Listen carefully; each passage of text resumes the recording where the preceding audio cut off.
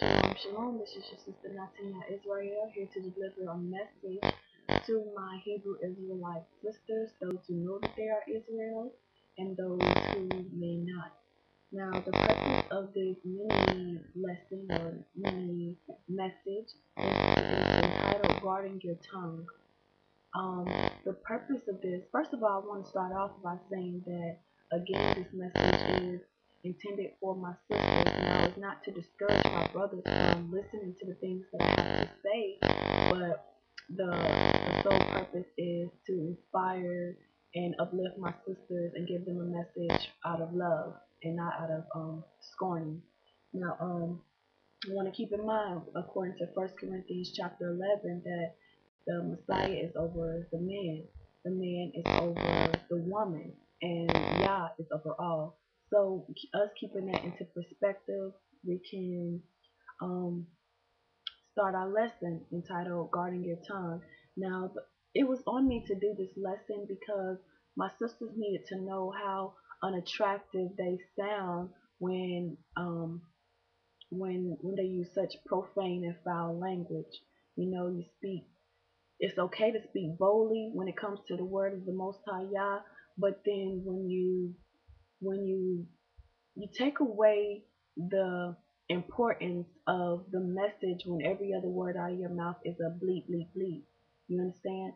How can you be a light to the world when your light is real dim because of how you present yourself? You have to be radiant at all times and be able to deliver the word of the Most High Yah in spirit and in truth without dumbing it down, profaning it, and making it seem as it's coming from a person who is ignorant. Because if you have this truth, you have understanding, so you don't want to be seen as a fool because the outsider walking by who might be intended for them to hear, how they gonna know who is who if you are conducting yourself as a fool?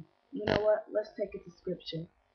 Let's go to Proverbs 26, verses 4 through 7, and then skip down to verse 11. And I'm using a version called the Scriptures. You see, it's all duct taped. I've been using my book, but let's proceed. Okay, chapter 26 of Proverbs, chapter 4 through 7, and then verse 11. Do not answer a fool according to his folly, lest you also become like him. Answer a fool according to his folly, lest he become wise in his own eyes. He who sends a message by the hand of a fool cuts off feet, drinks damage, the legs of the lame hangs limp. So is a proverb in the mouth of fools. And verse 11 says, as a dog returns to his own vomit, so a fool represents his folly, repeats his folly, excuse me. So if you're sitting up there bringing the word to somebody who they choose to remain in ignorance, you don't huff and puff and get all emotional and start cursing at them and telling them how wrong they are. You leave him to go back to his own thing, and you pray for them. Pray that one day they receive the understanding of the Most High, and you continue to shake the dust off your boots. Matter of fact, that is in Matthew chapter 10, verses 13 through 14. Let's take it right to scripture. Matthew chapter 10, verses 13 14. And if a house is worthy, let your peace come upon it. But if it is not worthy, let your peace return to you. And whoever does not receive nor hear your words, when you leave that house or city, shake the dust from off of your feet. So you don't get all upset that they didn't hear you, because the Messiah said those who have an ear will hear, and those who have not chosen to follow the ways of the Most High, you bring your peace back to yourself, and then you proceed. Shake the dust off your boots. Let it not hinder your walk, because it's not intended for everybody to hear. It says, many are called, few are chosen. All right. Now let's go to the Apocrypha, because it was the Apocrypha who inspired me to go ahead and put this lesson out there. we want to go to Ecclesiasticus, or in some apocryphas it's called Sirach, and it's in chapter 23. Apocrypha Ecclesiasticus chapter 23, verses 12 through 15, and it reads, "There is a manner of speaking comparable to death. It may never be found in the inheritance, may it never be found in the inheritance of Jacob. Such conduct will be far from the godly, and they will not wallow in sin. Do not accustom your mouth to coarse, foul language, for it involves sinful speech. Remember your father and your mother when you sit among the great, or you may forget yourself in their presence, and behave like a fool through bad habits. Then you will wish that you had never been born, and you will curse the day of your birth. Those who are accustomed to using abusive language will never become disciplined as long as they live." Now that's pretty, straight up. If you can't control the things that come out of your mouth, how are you going to be obedient and disciplined enough to follow the ways of the Most High?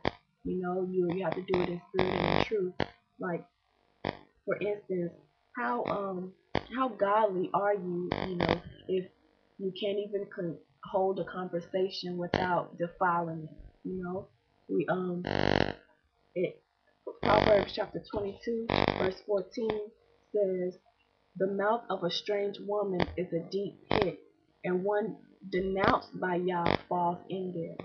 One denounced by Yah falls into the mouth of a strange woman. Don't be a stranger when it comes to the Most High. Stay in order, stay intact, and exalt, and be radiant. You know, give the light back to. Stay in spirit and in truth. Let's go to Galatians chapter 5, verses 14 through 26, and we're going to find out how to stay in spirit, and what actions do we take that allow us to be out of spirit, to be out of character. That is Galatians chapter 5, verses 14 through 26, and it reads, "For the entire Torah is completed in one word: in this you shall love your neighbor as yourself. And if you bite and devour one another, beware lest you be consumed by one another." So we can't be, ready to cut throats with your sister. You have to be willing to talk to each other and uplift each other instead of being combative and hating each other. You come to one another and love them as you have one love you, and stay in spirit and truth. Let's proceed. Actually, let's take our first break, and then I'm gonna come back to pick up at Galatians chapter 5, verses 16 through 26. And until next time, shalom, shalom.